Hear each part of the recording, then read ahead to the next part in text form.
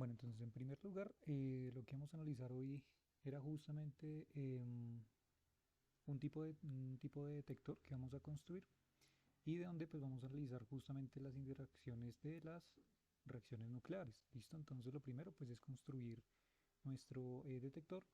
Principalmente pues lo que tendremos que tener será la fuente donde estarán los núcleos, en este caso padres, donde se encontrarán pues allí particularmente pues las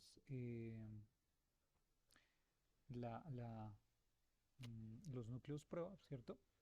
Los núcleos radiactivos inestables y entonces pues aquí lo que dibujaremos será pues justamente aquí en el centro nuestro núcleo padre, ¿no? Luego por aquí tendríamos entonces nuestra partícula incidente, que sería la partícula A, que entraría directamente a colisionar con el objetivo y finalmente pues lo que pasará será un tipo de reacción nuclear que emitirá pues dos partículas. En este caso tendremos una partícula por un lado y otra partícula por el otro, suponiendo digamos que en este caso pues se emita en la misma dirección positiva eh, hacia la derecha, ¿sí? Entonces aquí tendremos por ejemplo entonces un ángulo teta relacionado por ejemplo con la partícula residual B, y por el otro lado tendríamos nuestro núcleo hijo que sería el Y, ¿no? Entonces aquí tendríamos nuestro núcleo Y, ¿sí? Y por otro lado, pues tendríamos un ángulo también relacionado pues con este mismo. Podemos llamarlo phi. ¿Listo? Y este también se estará obviamente moviendo en esta dirección. Ya sabemos que de alguna forma por la conservación de la energía también habíamos calculado el hecho de que la energía que se llevaba aproximadamente la partícula residual era de un porcentaje mucho más grande que la partícula del núcleo hijo, ¿no? Esto justamente también por el hecho de su masa al ser tan pequeña, ¿sí? Pues también se llevará consigo una gran cantidad de energía. Y por otro lado tendríamos nuestro detector que estaría pues rodeando justamente nuestra fuente y pues donde pues este será nuestro dispositivo que hará las medidas, ¿no? De detector, o sea, calculando pues particularmente los ángulos desde donde pues está emitiendo esta partícula, ¿sí? Digamos que como un barrido general, ¿vale? Entonces lo que podemos hacer, pues por conservación del momento, como un ejercicio clásico, de hecho de los clásicos que uno empieza a desarrollar justamente en el inicio de mecánica clásica, pues es una conservación del momento,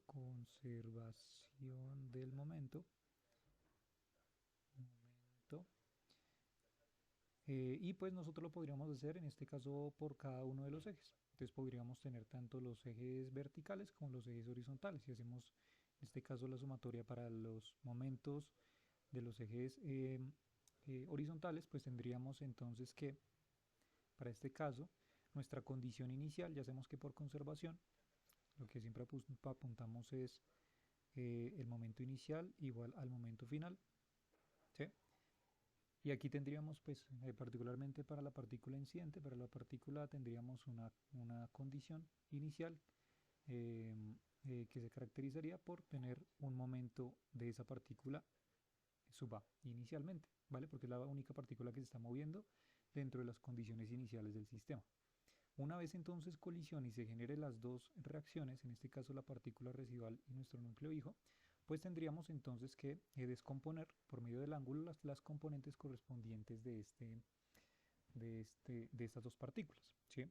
Entonces, si queremos tomar en este caso, pues la componente horizontal, suponiendo en este caso que ese sea nuestro eje X, entonces, pues lo que tendríamos que hacer simplemente sería esta descomposición de la partícula, ¿vale? Del momento de esa partícula con respecto al eje horizontal. Y eso pues simplemente será utilizar la razón trigonométrica del coseno, ¿sí?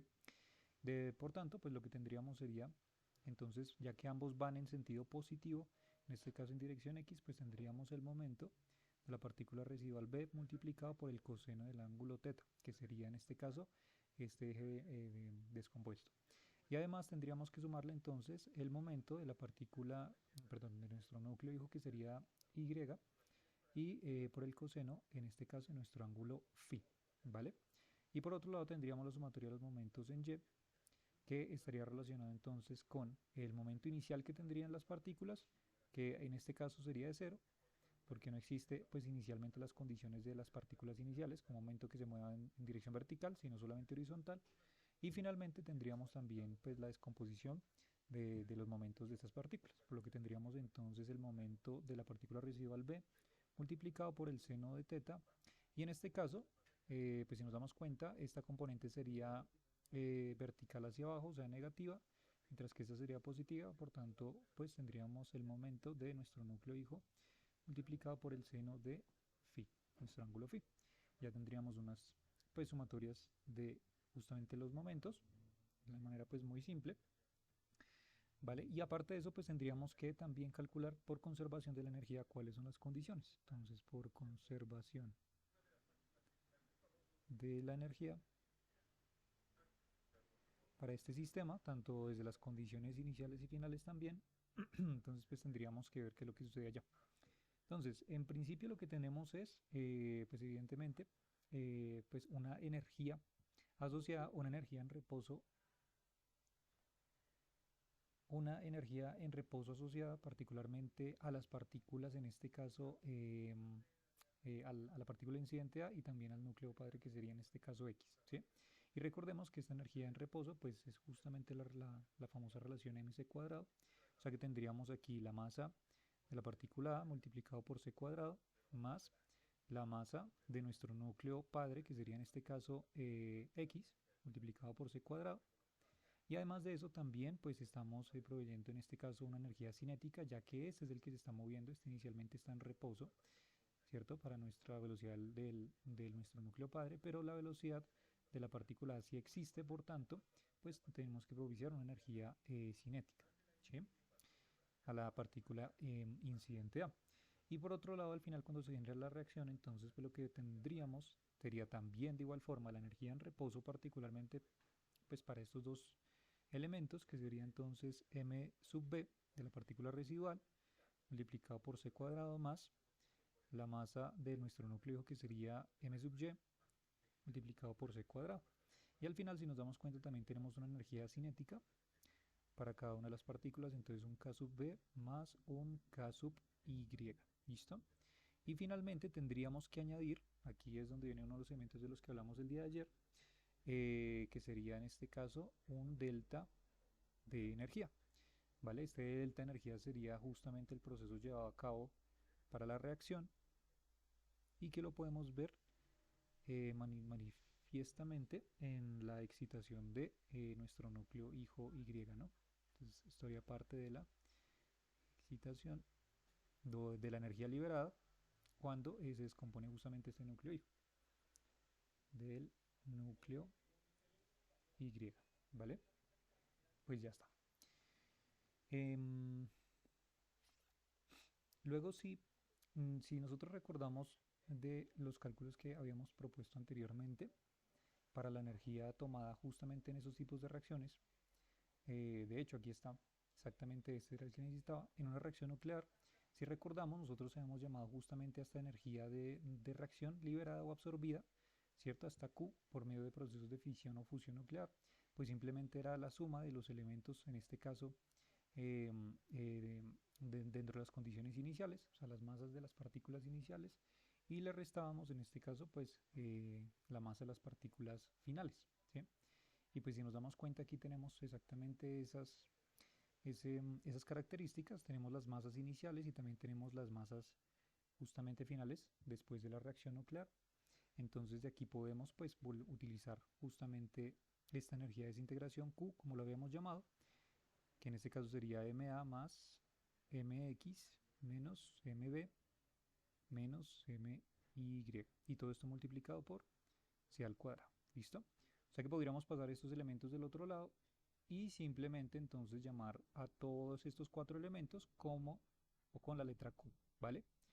Entonces tendríamos Q más la energía cinética, en este caso de A, igual a la energía cinética de B más la energía cinética del núcleo Y, y finalmente más, en este caso, nuestra energía de excitación del núcleo Y, ¿cierto? Y ya está. o de la racha. Bueno, entonces ya tendríamos este pedazo acá.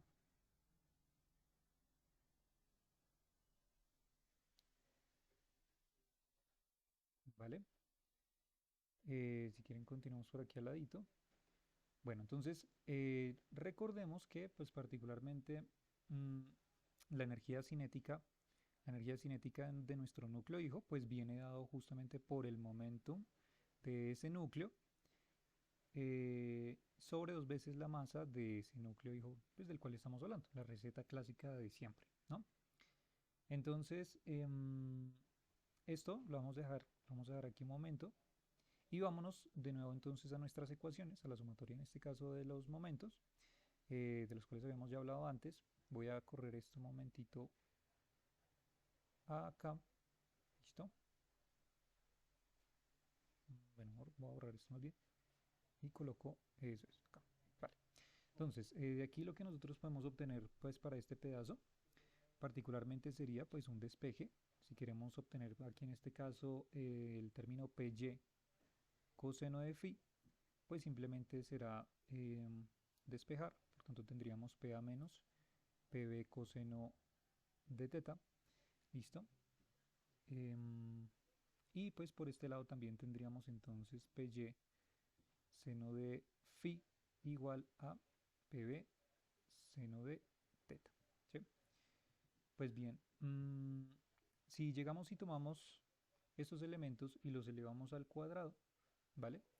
Esos elementos y los elevamos al cuadrado, entonces lo que obtendríamos sería lo siguiente. Tendríamos PY cuadrado coseno cuadrado de phi igual a, en este caso, PA menos PB coseno de teta al cuadrado.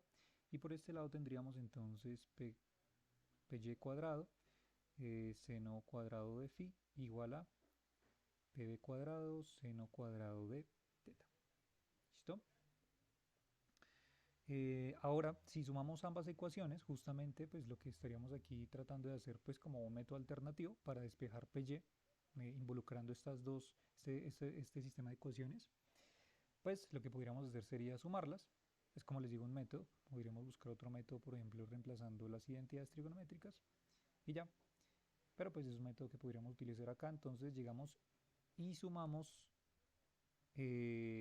ambas expresiones y lo que obtendríamos pues sería algo así como PY cuadrado y esto factor de coseno cuadrado de phi más seno cuadrado de phi, ¿sí? Coseno cuadrado de phi más seno cuadrado de phi y tendríamos por otro lado pues este mismo término, entonces tendríamos PA menos PB coseno de teta cuadrado más PB cuadrado seno cuadrado de teta. ¿Listo? Bueno, pues ya está. Podemos aquí entonces seguir un poco trabajando esto. Esperen, corro esto por aquí otra vez. Eso es. Listo, ya está. Entonces, vale, si expandimos entonces y operamos aquí los términos trigonométricos, sabemos que esto ya nos devuelve 1 por medio de las identidades trigonométricas. Entonces nos quedamos con simplemente PY cuadrado igual a, y abrimos este trinomio.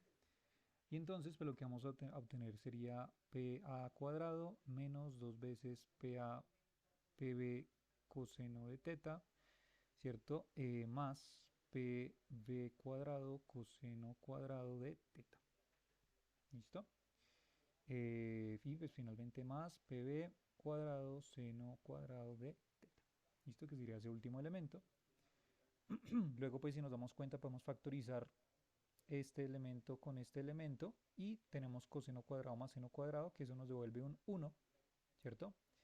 Entonces simplemente quedamos con el PB. O sea que al final lo que obtendríamos sería que el momento de nuestro núcleo hijo va a ser igual a el momento de la partícula incidente cuadrado más el momento de la partícula residual cuadrado menos 2 veces el momento PA, el momento PB multiplicado por el coseno de teta. ¿Sí? Tendríamos entonces una manera de representarlo, ¿vale?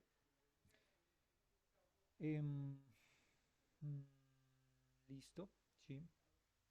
Y pues otra cosilla por aquí es que, pues recordemos justamente desde esta expresión, bueno, en general de la expresión de la energía cinética, pues podemos representar la energía cinética en este caso y el momento, ¿cierto? Despejando de aquí el momento, pues lo podemos representar simplemente como la raíz de 2m energía cinética, ¿no? Simplemente despejando el momento de cualquier sistema del cual pues estemos hablando, ¿vale? Listo, entonces si tomamos la receta de la cual teníamos la conservación de la energía, que era esta de aquí, esta es la ecuación azul, esta aquí que tiene estrella, y si hacemos el respectivo reemplazo, bueno, primero el despeje del valor de la energía que queremos calcular justamente de excitación del núcleo, esta energía que está involucrada, entonces pues lo que tendríamos sería que eso sería igual a la energía, ¿cierto?, de la reacción, más la energía cinética A, menos la energía cinética B, menos la energía cinética de nuestro núcleo Y. ¿Listo? Por tanto, si reemplazamos de aquí entonces, podemos tener una expresión para calcular justamente eh, em, esta cantidad de energía, que sería K, KB, y por aquí, por este lado, tendríamos entonces la energía, la energía cinética KY, pero que la energía cinética KY es igual a esto, ¿sí? Y si nos damos cuenta, pues fíjense aquí arriba justamente la energía cinética, la cantidad de momento lineal o el momento lineal es igual a p cuadrado y el p cuadrado ya lo tenemos acá. O sea que podríamos reemplazar este p cuadrado ya directamente por todo este elemento, ¿cierto? Entonces, esta cosa nos quedaría de la siguiente manera. Entonces tendríamos p a cuadrado, ¿sí? Pero p a cuadrado, utilizando esta formulación para dejarlo en términos de la masa y la energía cinética, justamente esa partícula, así como ya tenemos aquí la energía cinética de la partícula A, entonces, pues eso sería simplemente, bueno, aquí tendríamos entonces p cuadrado, o sea que tendríamos que, esto sería p cuadrado, sería igual a 2mk, ¿sí? La partícula que estemos hablando, estamos elevándola al cuadrado. Entonces aquí tendríamos 2 veces la masa de la partícula incidente por la energía cinética de la partícula incidente más, ahora pb cuadrado. Entonces aquí utilizamos esta receta de nuevo, 2 veces m de la partícula residual b por la energía cinética b, ¿listo? Y luego dice, coloquemos menos 2 veces el momento, perdón, de la partícula A, pero el momento de la partícula A, ya sin el cuadrado, sería esta receta de acá, o sea que sería raíz cuadrada de 2 veces MAKA y raíz cuadrada también de 2 veces MBKB, multiplicado por el coseno del ángulo teta, ¿sí?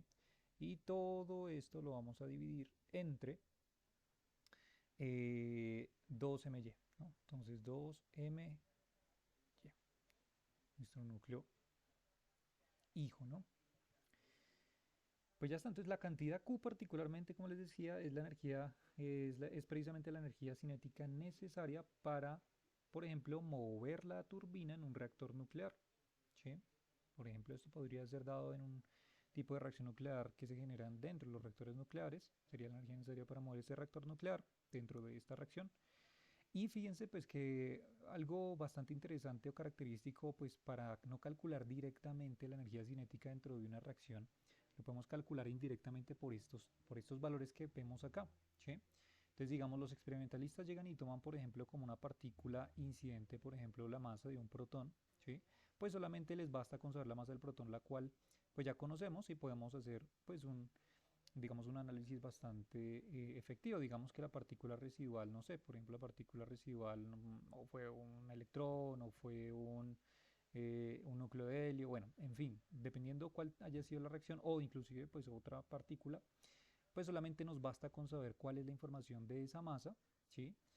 Nos basta también con saber el ángulo, evidentemente, en el cual estamos colocando el detector y las energías cinéticas pues correspondientes a las partículas A y B y finalmente pues la masa de nuestro núcleo, ¿no? ¿Sí? Toda esta información digamos que la recolectamos para calcular justamente pues el valor en este caso correspondiente a la energía cinética de nuestro núcleo hijo, ¿sí? Pues ya está, entonces esta sería una receta pues bastante eficiente que nos podría servir para calcular justamente esta energía de excitación de nuestro núcleo hijo correspondiente en esta reacción nuclear. ¿Listo? Mm, Pues ya está, y fíjense que de hecho es algo bastante más bien pues simple, algo más bien algebraico, pero pues que es bastante poderoso y útil en estos términos, ¿vale? Listo. Vale, vamos a ver qué más tengo por aquí.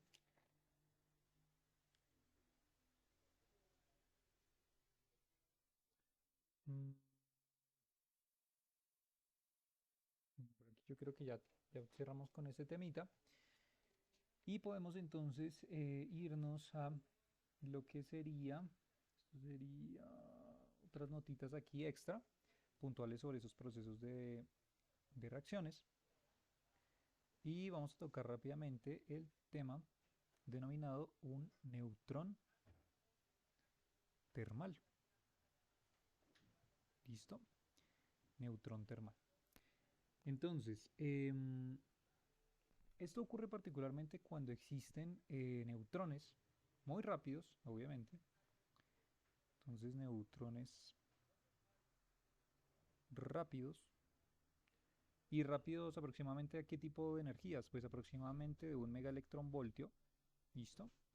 Entonces, cuando se mueven a través de la materia, pues realizan muchos eventos de colisiones con los núcleos. Y sabemos justamente dentro de las características del neutrón, pues es que no tiene carga, ¿no? Entonces, su carga, al ser nula, pues justamente no interactúa con los campos, en este caso electromagnéticos, de los protones ni de los neutrones. Por tanto, es como si tuviéramos literalmente una bala disparando y colisionando contra los núcleos de cualquier material. En cada uno de esos eventos, el neutrón cede parte de su energía cinética a un núcleo, ¿no? Entonces, digamos que por acá tenemos un neutrón, digamos que aquí tenemos un objetivo relleno de muchos núcleos, ¿cierto? Entonces, cuando llega y colisiona particularmente este neutrón de muy alta energía con uno de esos núcleos, pues va a ceder algo de su energía cinética, pues a esos núcleos con los cuales va a colisionar. ¿Listo? Entonces, o sea, cede de su energía cinética. El neutrón entonces continuará pues realizando colisiones hasta que su energía sea del orden de la energía termal, que aproximadamente es energía, así, termal de aproximadamente kT, ¿sí?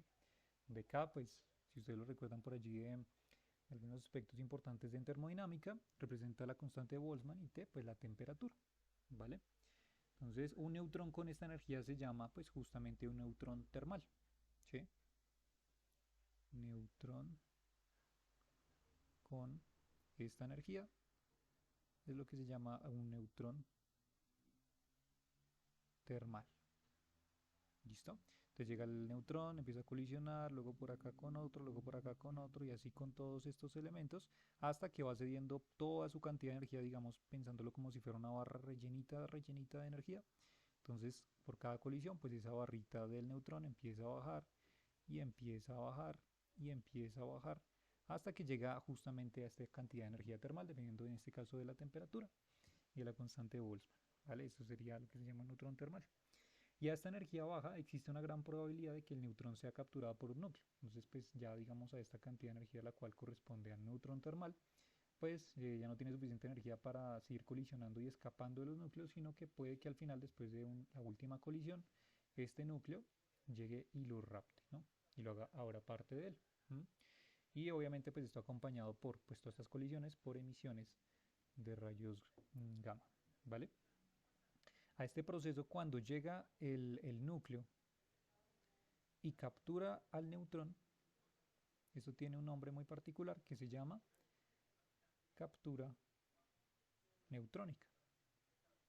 No sé si se acuerdan justamente de lo que estamos hablando hace algunas clases, que también existe un fenómeno bastante similar que se llama captura electrónica. Pero la captura electrónica ocurría era cuando teníamos una desintegración de tipo beta, ¿cierto? Entonces el núcleo emitía un electrón o un positrón, pero el mismo núcleo alcanzaba justamente a volver a interactuar con ese mismo electrón o positrón Y este efecto, pues entonces lo que, digamos, dentro del fenómeno, pues lo que emergía justamente era una captura electrónica y pues una excitación del propio núcleo otra vez, ¿sí? Esto es justamente pues uno de los términos bastante interesantes, importantes y de hecho que ocurre particularmente dentro de las estrellas. Cuando estemos hablando, por ejemplo, un poco de aspectos de enanas blancas, eh, de, de, em, de estrellas de neutrones y demás, pues estos elementos van a ser muy importantes para lograr entender también lo que pasa allí. ¿Listo? Si lo colocamos dentro de nuestra notación, pues tendríamos entonces nuestro neutrón eh, colisionando en este caso con un núcleo X y pues esto generaría a su paso entonces un núcleo, en este caso X excitado. Si nos damos cuenta tenemos un número de masa A, pero pues añadiéndole un neutrón que ha sido capturado, o sea, este núcleo captura el neutrón, por tanto ahora tiene un neutrón más, por eso se le añade un más uno, pero sigue teniendo el mismo número atómico. Y después de ello, pues lo que produce, lo colocamos más bien acá abajo, lo que produce entonces, pues sería una liberación de energía, ¿no? Entonces tendríamos ya nuestro núcleo, en este caso con un número de masa mucho más grande, con una liberación de rayos gamma. ¿Listo? Listo. Entonces aquí tendríamos la reacción. Esto digamos que serían tres fases. Entonces tendríamos el neutrón de alta energía colisionando con el núcleo, luego el núcleo excitado y al final pues una liberación de rayos gamma por medio de esta liberación de energía. ¿Listo? Eh, eso es. La razón de la captura neutrónica asociada al proceso depende de la naturaleza del material con el que interactúa el neutrón. Entonces, dependiendo del material con el cual nosotros estemos trabajando, pues habrá un tipo de captura neutrónica o no. Esto digamos que tiene que ver particularmente con el hecho de que si digamos los núcleos con los cuales está interactuando este neutrón son núcleos muy pesados, pues va a ser muy diferente las características como interactúe con estos núcleos, a diferencia de si los núcleos de ese material son partículas más bien ligeras, ¿sí? Entonces digamos que para algunos materiales pues predominarán las colisiones elásticas. Eh, los cuales, pues digamos que si llegan a ser pues colisiones elásticas, a eso particularmente se le llaman los moderadores, ¿listo? Digamos ya dentro de este lenguaje de física nuclear. ¿Y por qué se llaman moderadores? Pues debido a que retardan o moderan a los neutrones energéticos originales con mucha eficiencia, ¿listo? Entonces ahí ya tenemos una de estas características justamente dentro de la física de materiales cuando estamos hablando de estas colisiones de neutrones contra ciertos materiales. De hecho, particularmente el oro no, el boro, el grafito y el agua son unos ejemplos de materiales moderadores, ¿sí? O sea, materiales que justamente retardan o controlan, ¿cierto?, estos neutrones energéticos con eficiencia. Por eso es que estos materiales moderadores son los que usualmente se utilizan, por ejemplo, dentro de reactores nucleares. No sé si alguna vez han visto, por ejemplo, hay un video muy famoso que a veces circuló en redes del efecto de Cherenkov, donde pues tienen por allá un reactor en un tanque lleno de agua, ¿cierto? Y por acá abajo está el reactor y después pues se ven cómo encienden la luz y pues el efecto justamente eh, em, energético y óptico que se produce allí, ¿sí? Pero pues digamos que la característica del por qué esos reactores a veces, digamos, pues tienen agua, ¿no? Por ejemplo, dentro de las plantas nucleares también, pues es justamente porque estos moderadores hacen justamente que los procesos sean mucho más eficientes que otros tipos de materiales, porque logran controlar estas colisiones cuando generan estas reacciones nucleares dentro de estas centrales, ¿vale? Entonces, en consecuencia, un neutrón pierde toda su energía cinética cuando colisiona frontalmente con protones. En analogía, digamos que sería una colisión entre una bola de billar en reposo y otra en movimiento, ¿sí? Similar, digamos, a lo que sucede acá. ¿Mm? Em, por esta razón, los materiales con abundantes átomos de hidrógeno con sus núcleos de un solo protón, como la parafina y el agua, son buenos moderadores para los neutrones. Algo de lo que ya les hablé acá. En cierto momento, muchos de los neutrones en el moderador se vuelven neutrones termales.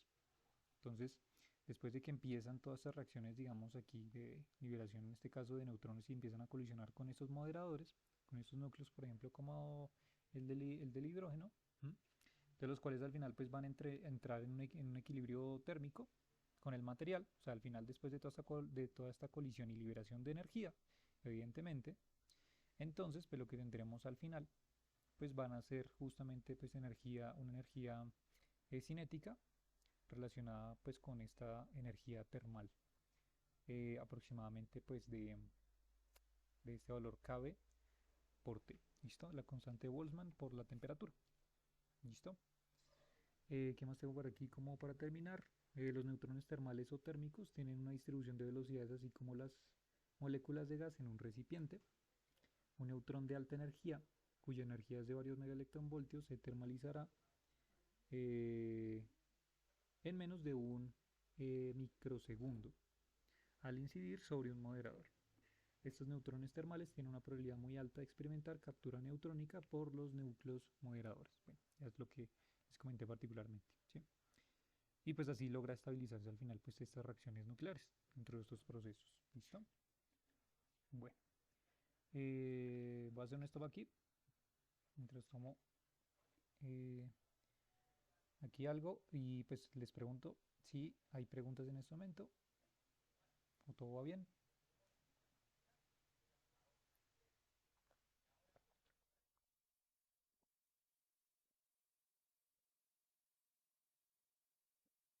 ¿Sí? Super. Listo. Entonces hablemos. A ver si por aquí no hay lío con. Ah, sí, serio. Entonces, esperen, me paso más bien a otra hoja. Hagamos otra hoja acá. Y vamos entonces con algunos apuntes sobre fusión nuclear, ¿listo? Entonces, fusión nuclear. Ya estuvimos hablando de algunos procesos justamente de entre las reacciones nucleares que se producen. Vamos a hablar un poco ahora de específicamente fusión y fisión, ¿listo? Entonces, esto ocurre cuando un núcleo pesado particularmente se divide o fisiona en dos núcleos más pequeños, que ya es dentro de los procesos que hemos visto, ¿no?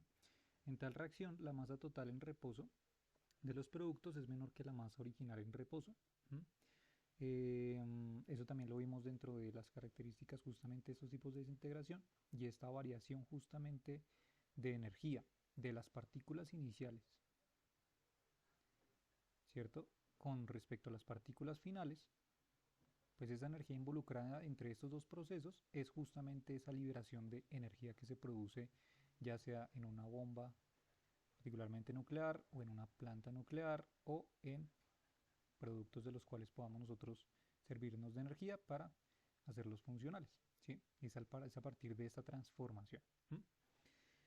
Eh, a ver qué nos tengo por acá.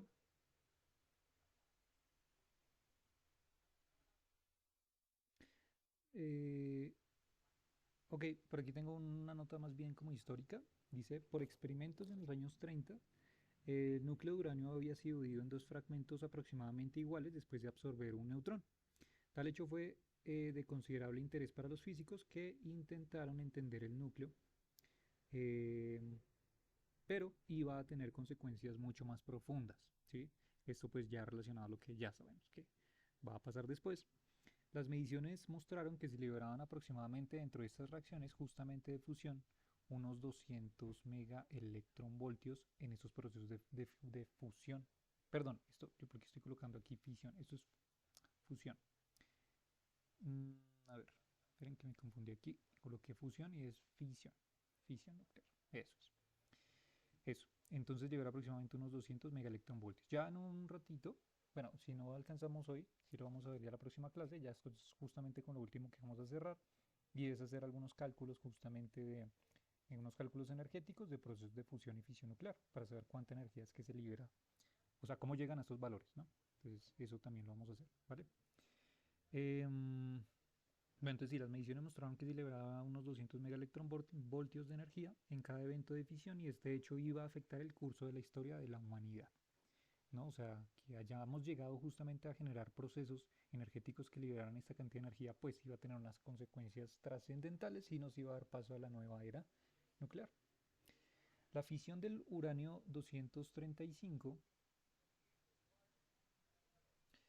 obtenida por medio de neutrones lentos de baja energía puede ser representada por la ecuación, bueno, particularmente uno de los que justamente empezaron a hacer desde los inicios de los albores de esta física nuclear, bueno, el proceso de fisión nuclear prematura, pues justamente era un proceso donde teníamos un neutrón que colisionaba con un núcleo de uranio, generaba particularmente un núcleo de uranio excitado 236 y pues esto al final iba a transformarse en algunos subproductos X, Y y pues los neutrones también.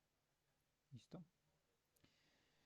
Eh, donde pues ya sabemos que en este caso nuestro uranio 236 excitado es un estado intermedio y que aproximadamente dura unos 10 a la menos 12 segundos en generar justamente esa excitación antes de que se divida. ¿Sí? O sea, en este proceso de este paso de excitación del núcleo a la liberación de esas partículas, pues ocurre más o menos en un intervalo de 10 a la menos 12 segundos, o sea, una cantidad de tiempo muy pequeña. ¿Mm? Estos elementos de aquí, pues lo que es lo que serían justamente los fragmentos de fisión,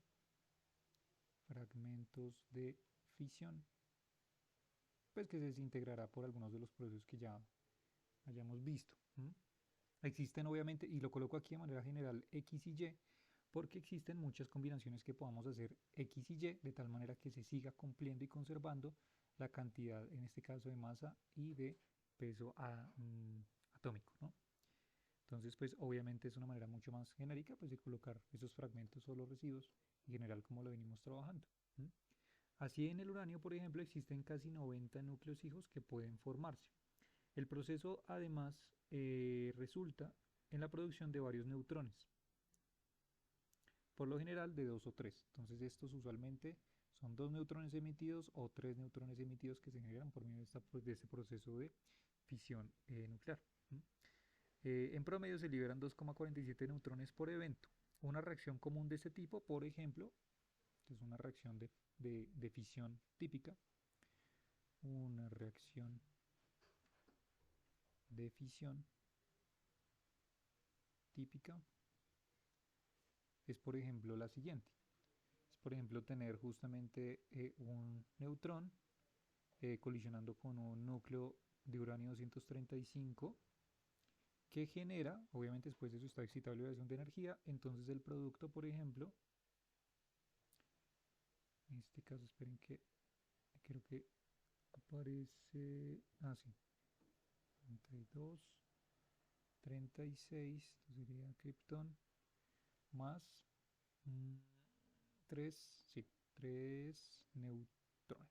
Listo, por ejemplo, fíjense en ese proceso de fisión nuclear para el uranio 235, el proceso de desintegración en sus dos fragmentos de fisión, que sería este núcleo y este núcleo, y finalmente en sus neutrones, que para este caso pues sería de 3 neutrones. ¿Mm? Algo interesante pues a tener en cuenta, pues evidentemente allí, es que pues la gran cantidad de energía cinética después de la fisión pues es enorme, y eso justamente es lo que provee que evidentemente de los cálculos que ya hemos venido haciendo, al tener estos tres neutrones finalmente que se producen en solamente una reacción de estas, o sea, imaginémonos por ejemplo el material, en este caso uranio, con un neutrón que va a colisionar, claro, solamente estaríamos teniendo un neutrón allí colisionando con el uranio 235, pero después de que colisione, se generan estos dos núcleos poco más ligeros que el uranio 235 y la liberación de tres neutrones más, digamos para este ejemplo, que pues esto solamente es un proceso para un núcleo, pero pues en un material tenemos cantidad de núcleos, en este caso de uranio 235, o sea que aquí digamos que podemos tener una cantidad enorme más de uranio 235, por tanto estos neutrones que salen con una energía cinética lo suficientemente grande, pues ¿qué creen que va a pasar?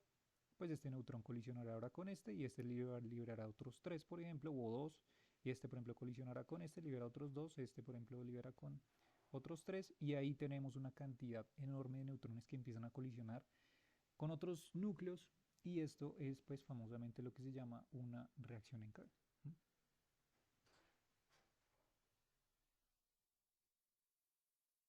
Reacción en cadena, ¿sí? Claro, entonces hay dos tipos, no sé si de pronto ya ustedes, si se vieron la peli de Oppenheimer o simplemente investigaron de manera individual. Estas reacciones en cadena se pueden provocar de dos formas, ¿no? O sea, las famosas reacciones en cadena sostenibles y las reacciones en cadena, pues, no sostenibles, ¿no? Por ejemplo, pues particularmente para el suceso de la bomba, pues es una liberación en cadena, una reacción en cadena no sostenible, ¿no? Pero sin embargo, los reactores nucleares, por ejemplo, los cuales Fermi creó, pues por primera vez eran reactores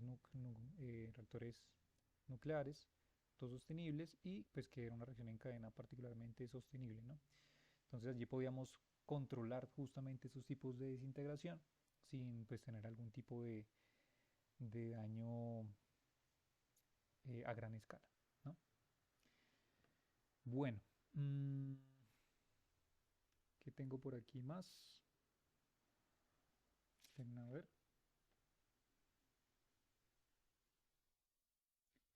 Por aquí tengo una notita como, más bien como un sabías qué. Entonces se los voy a colocar. De igual forma más adelante vamos a hacer más de estos ejemplitos, pero pues para que tengan como un acercamiento. Que ahora son 7:59, bueno, alcanzamos. Y luego, eh, ya con esto, ya nos faltaría hablar de fusión y las últimas notitas que tengo por acá y ya, ya. Listo. Entonces terminamos con esta nota. Entonces una nota por acá, nota. Y es, por ejemplo, ¿cómo calcularíamos la energía liberada de un proceso de desintegración de fisión nuclear?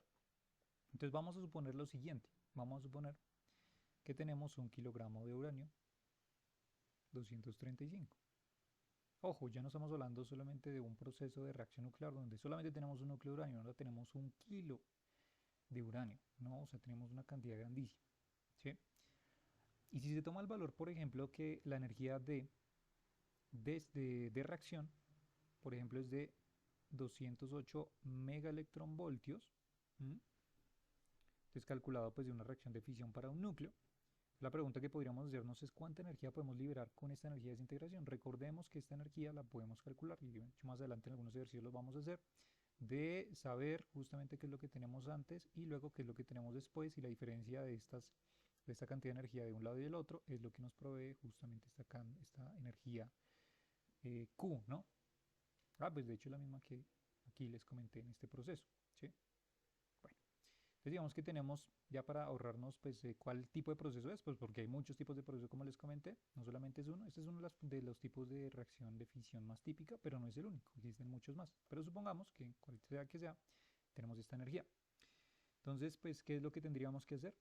Pues simplemente es, realmente es un cálculo hecho bastante sencillo. Lo primero que tenemos que hacer es calcular pues la cantidad, en este caso, de núcleos que tenemos, ¿sí? Y para calcular la cantidad de núcleos que tenemos, pues podemos utilizar justamente la famosa representación de la cantidad de partículas, donde toma en cuenta el número de moles, particularmente de la sustancia que estamos tomando, y también el número de Avogadro representado. Entonces, digamos, en este caso, si queremos saber la cantidad, en este caso, de partículas, en este caso de núcleos, relacionados con el uranio 235, pues lo que tenemos que hacer según pues, la receta que aprendemos por allá, si no es en física, en química, para calcular la cantidad de moles, pues es simplemente tomar la masa de la sustancia, en este caso es 1 kilogramo. 1 kilogramo en gramos sería 10 a la 3 gramos, ¿cierto? 1 kilogramo. Y dividirlo entre la masa atómica justamente de la sustancia. O sea que si vamos allá a la tabla periódica y buscamos cuál es la masa atómica, o el peso atómico también lo llaman, del uranio 235, entonces nos damos cuenta pues que pues, justamente es 235 gramos sobre mol. Bueno, si es que su tabla periódica tiene 235, ¿no? Porque ya que estamos hablando de un isótopo reactivo, pues obviamente no aparecería. Pero pues aquí ya sabemos que esto particularmente es nuestra masa atómica, por tanto pues aquí es justamente esto lo que vamos a colocar y siempre está en unidades de gramos sobre mol. ¿M? Y pues lo que nos faltaría sería multiplicar por nuestro número de Avogadro, que sería 6,02 por 10 a la 23, siempre constante. Esto sería núcleos sobre mol, ¿cierto? Pues ya está, entonces en este caso el gramo se me cancela con gramos, este mol pasa arriba que se cancela con este acá abajo y nos va a quedar cantidad de núcleos, o sea que N para 1 kilogramo de uranio 235 tendríamos aproximadamente 2,56 por 10 a la 24 núcleos. ¿Listo? Aproximadamente en ese kilo de uranio 235 que tenemos. Y entonces, pues esto ya digamos que nos lleva a hacer un cálculo aproximadamente simple en una reacción en cadena no sostenida, ¿sí? Pues digamos de calcular la energía total de desintegración en 1 kilogramo, sabiendo que pues la energía de reacción para una reacción nomás de uranio 235 es esta. Entonces pues lo que tendríamos que hacer simplemente sería tomar, pues si esta es la energía para solamente una reacción, para un núcleo, por decirlo así, pues entonces tenemos que multiplicar la cantidad n de núcleos que existen por esa cantidad q. Eso quiere decir que tendríamos que tomar 2,56 por 10 a la 24 núcleos y multiplicarlo por, en este caso, nuestra, nuestra energía, ¿no? Que sería de 208 megaelectronvoltios, pero esto es por núcleo, ¿no? O sea, por un núcleo. Entonces, solamente por un núcleo. Y entonces aquí no se nos van los núcleos con los núcleos, y si hacemos esta multiplicación, pues llegamos a la conclusión de que esta energía total, ¿no?, de liberación sería aproximadamente 5,32 por 10 a la 26 megaelectronvoltios, que aproximadamente esto en unidades de joules o julios es de 8,52 por 10 a la 12 julios.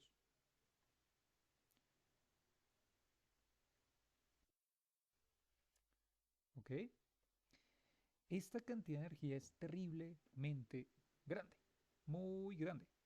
O sea, ya por sí solamente tener un kilo de uranio 235 y poseer 10 a la 26 megaelectronvoltios. Bueno, esto en unidades para que se hagan la idea más o menos en kilotones de TNT. Esto más o menos son 2 kilotones de... Ay, esperen que trabo.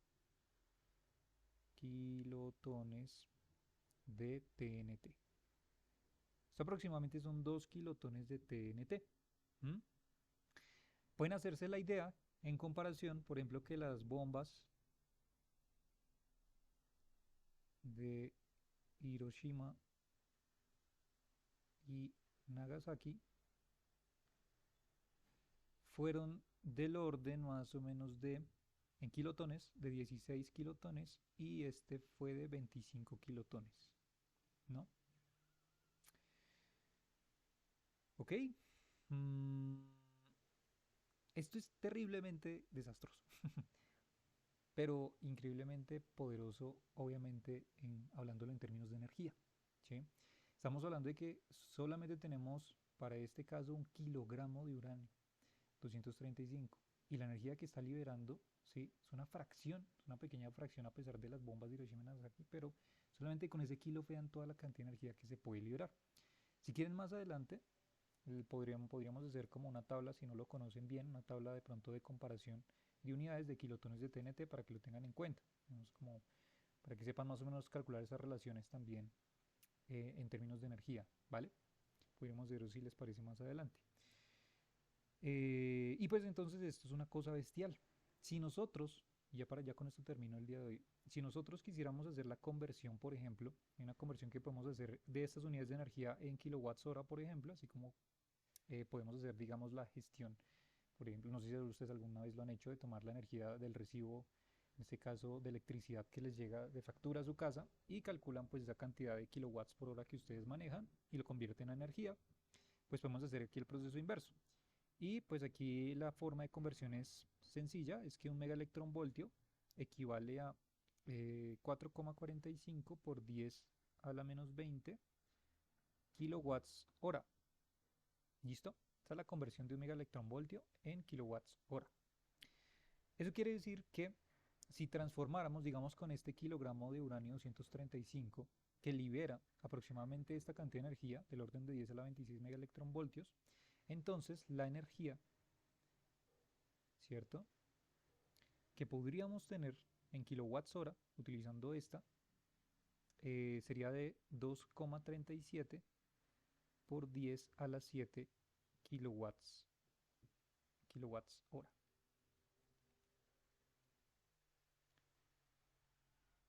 Ahora, bueno, sí, esos números, ¿qué onda? Para que se hagan una idea, esto serviría, por ejemplo, mmm, más bien, esto lograría encender un bombillo de 100 watts, un bombillo de 100 watts de su casa más cercana por aproximadamente 30.000 años. ¿Sí? O sea, si hacemos la relación justamente entre como la vida útil de un bombillo que tenga estas, o de un foco que tenga estas características, de un bombillo de 100 watts, podríamos tener solamente con un kilogramo de uranio 235 proveyendo energía a este bombillo, podríamos tenerlo funcionando por 30.000 años aproximadamente. Es una cosa bestial. Es una cosa de locos, de verdad. Por eso, pues evidentemente, en este momento, pues la industria y la era nuclear, pues digamos, eh, desde el siglo pasado, pues tomó una gran repercusión y pues un alcance muy grande para abarcarlo como un medio de energía alternativa, ¿no? Pues porque nos damos cuenta del alcance y el tiempo de vida de utilidad que tiene también con, pues, con el uso con el que pues justamente recurre el humano, ¿no? Es una cosa loca, loca, loca, loca. Bueno, ya con eso termino entonces, ya, ahora sí cerramos con este temita. Y ya para la próxima sesión entonces vamos directamente ya a las notas de fusión nuclear. Hacemos allí algunos calculitos bien chéveres para que se hagan la idea de cómo se calcula todo esto. Algo similar a lo que estuvimos haciendo hoy. Y ya, al final, ya les comento ya algunos datos bien particulares de algunas notas astrofísicas en relación a todo esto y ya arrancamos. Ahora ya no es desde el punto de vista de la física nuclear y mecánica cuántica, sino nos vamos a la relatividad general a explicar el funcionamiento, entonces en este caso las estrellas. ¿Listo? ¿Tienen preguntas, chicos?